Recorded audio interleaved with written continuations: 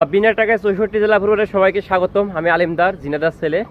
তো আমি গতকাল ছিলাম কুষ্টিয়াতে, আজকে আমার গন্তব্য ৪ নম্বর জেলা পাবনাতে। তো আমি এলো একটা ট্রাকে করে মডার্ন মোড় পর্যন্ত এসেছি, এখন আর কি পাবনার উদ্দেশ্যে যাব। তো দেখি আর কোনো গাড়ি পাই কিনা, এই অবস্থা। তো সবাই আমার জন্য দোয়া করবেন যেন আমি সুস্থভাবে প্রতিটা জেলায় যেতে পারি। তো এখান থেকে হাঁটতে হাঁটতে যে কুষ্টিয়া বাইপাসে চলে এসেছি, আর এখান থেকে মূলত আর কি বাস ট্রাকে হেল্প নিয়ে কুষ্টিয়াতে চলে যাব।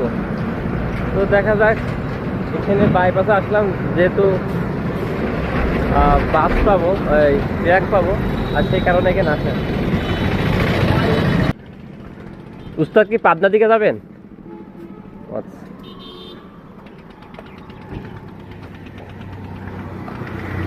আমি যে রাস্তায় দাঁড়ায় আছি, পাবনা হচ্ছে এখান থেকে ৫৭ কিলোমিটার। তো দেখি কোনো গাড়ি পাই কিনা। এই যে আলহামদুলিল্লাহ কুষ্টিয়া বাইপাস থেকে পাবনা পর্যন্ত যতদূর যাই আর কি ভাই আমাকে হেল্প দিলেন। আমার পরিচয় দিয়ে, আমি আলিমদার, আমার বাসা ঝিনাইদহ। আমি বিনা টাকায় ৬৪ জেলা ভ্রমণে বের হয়েছি। তো উস্তাদ আপনার একটা পরিচয় একটু দিবেন, আপনার নামটা? ও ঝিনাইদহ কালীগঞ্জ। ও আচ্ছা, তাহলে আমার দেশি ভাই। তা হঠাৎ জ্ঞান দাঁড়ালেন, আমি যে আপনাকে থামালাম? আপনার গাড়ি ফ্ল্যাগ দেখছি, হাতে ফোন দেখছি, হয়তো আপনি এরকম কিছুই আছে যে করবেন যাতে মনে হয় কিনা পয়সায় ঘুরে আসছেন গাড়িতে, এই জন্য আর কি উঠাই নিলাম। জি জি ভাই, অসংখ্য ধন্যবাদ। আর আমার জন্য দোয়া করবেন যেন আমি ৬৪ জেলায় ভ্রমণ করতে পারি। আর এই যে আর একটা ভাই আছে, ভাইয়ের নাম ইমদাদুল ইসলাম। ইমদাদুল। ও আচ্ছা, সেই যে মূলত এই গাড়িতে ছিলাম আমি, এখন এলো পাবনার উদ্দেশ্যে যাব। তো এইভাবে আর কি অল্প অল্প হেল্প নিয়ে পাবনার উদ্দেশ্যে রওনা দিব। ভাইরা মিরপুরে যাবে, বলতে মিরপুর যদি যান তাহলে নিতে পারি। আমি তো মিরপুর যাবো না, এলো পাবনা যাব। আমি হলো কুষ্টিয়া গোলচত্বর থেকে এক ভাইয়ের কাছ থেকে যে মোটর সাইকেল লিফট নিয়ে যাচ্ছি। ভাই আপনার নামটা? রতন। ভাইয়ের নাম রতন।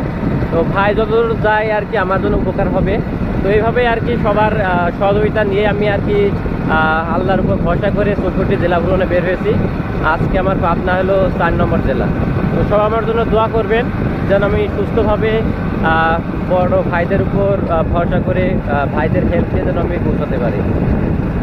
আলহামদুলিল্লাহ, মোটর সাইকেল লিফটের পরে এই যে একটা বাস নিয়েছি, বাসে তো টার্মিনাল থেকে তেল পাম্প থেকে ভাই তুলে দিলেন। তো ভাইয়ের প্রতি কৃতজ্ঞতা। তো আমি যে এখন যাচ্ছি পাবনার ২২ গ্রাম পর্যন্ত। এই যে এই উস্তাদ গাড়ি চালাচ্ছেন, উস্তাদের পরিচয়টা একটু দিবেন। আপনার নামটা? শামীম। শামীম, আচ্ছা। এই গাড়ি লাইনে কত বছর আছেন? ২২ বছর। তারপরে আমার জন্মেরও আগে থেকে।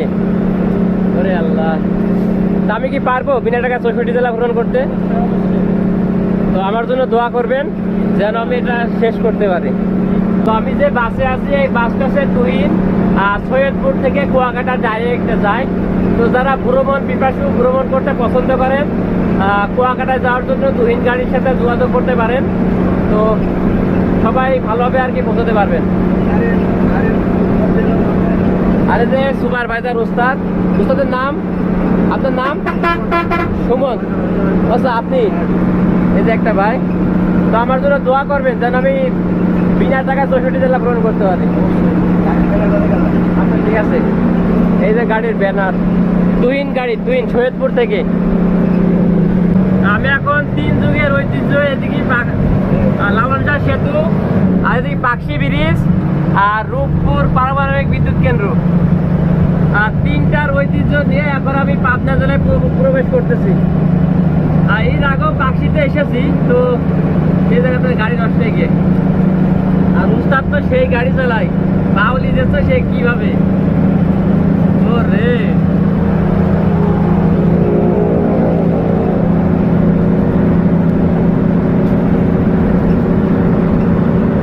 পারমাণবিক বিদ্যুৎ কেন্দ্র।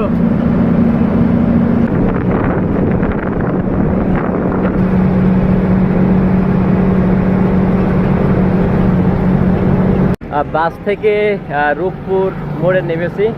এখানে আর কি সব রাশিয়ানরা বসবাস। তো দেখা যাক রাশিয়ান দেখা পাই কিনা।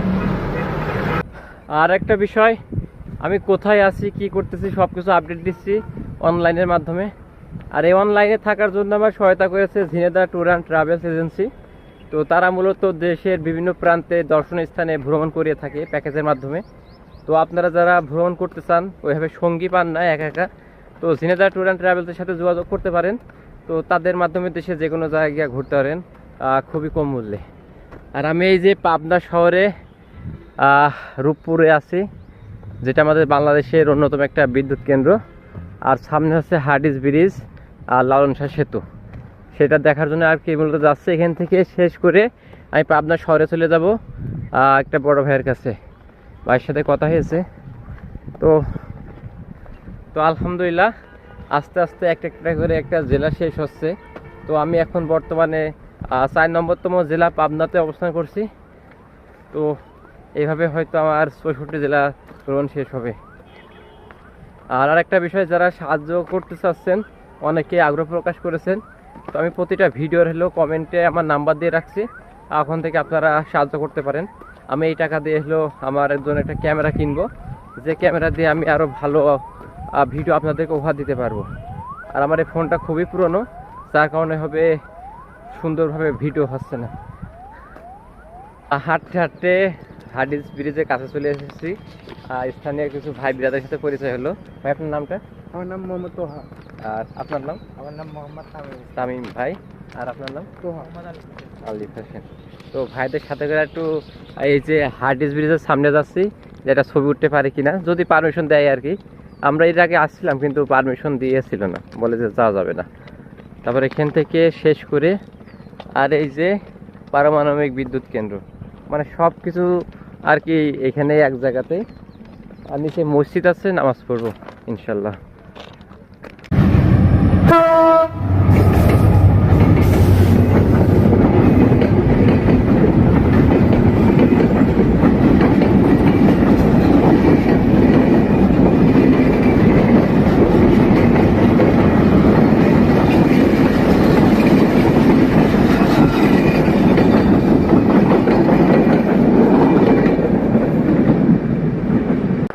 আমার পিছনে যে স্থাপনাটি আছে এটা হচ্ছে ব্রিটিশ সরকার যখন বাংলাদেশ শাসন করতো সেই আমলেই তৈরি। এটা হলো 1910 সালে থেকে 1915 সাল পর্যন্ত নির্মাণ। আর নদীর নাম হচ্ছে পদ্মা সেতু। তো আমি একটু রিকোয়েস্ট করলাম যে ভিতরে যাওয়ার জন্য, তো এটা কখনোই সম্ভব না, কারণ এখানে সবসময় একটা সিকিউরিটি আছে। তো আমি এখন এখান থেকে নিচে চলে যাব, এই যে কিছু ভাই ব্রাদার আছে তাদের সাথে। তো তারা আর কি আমার এখন ঘুরে নিয়ে বেড়াচ্ছে। আচ্ছা, তাহলে আমি নামাজ পড়ে আসি, আপনারা থাকে। হ্যাঁ, দুপুরে নামাজ পড়ে এখন এই যে হার্ডিস ব্রিজের নিচেই। আর আমি যখন ব্রিজ দেখতে এসেছিলাম তখন রং ছিল না, এখন এই যে রং করেছে, অনেক সুন্দর চকচক দেখা যাচ্ছে। আর এখানে অনেক মানুষ হলো পার্ক পিকনিক এসেছে দূর দূরান্ত থেকে, জোড়ায় জোড়ায় এসেছে, আবার সিঙ্গেল এসেছে। তো আমাদের আর জোড়া নাই, এই যে ভাইদের সাথে। ভাইরা এসেছে নাটোর থেকে, নাটোর রাজাপুর। ইনশাল্লাহ নাটোরও যাব।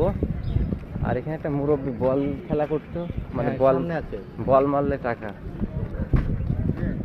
এই যে ব্রিটিশ আমলের সেই হার্ডিস ব্রিজ। আর এখন বাংলাদেশ যদি তৈরি করে, আগে এলো টাকা মারার চেষ্টা করবে, তারপরে আর কি তৈরি হবে। এই হচ্ছে অবস্থা। বাদাম লাগাইছে।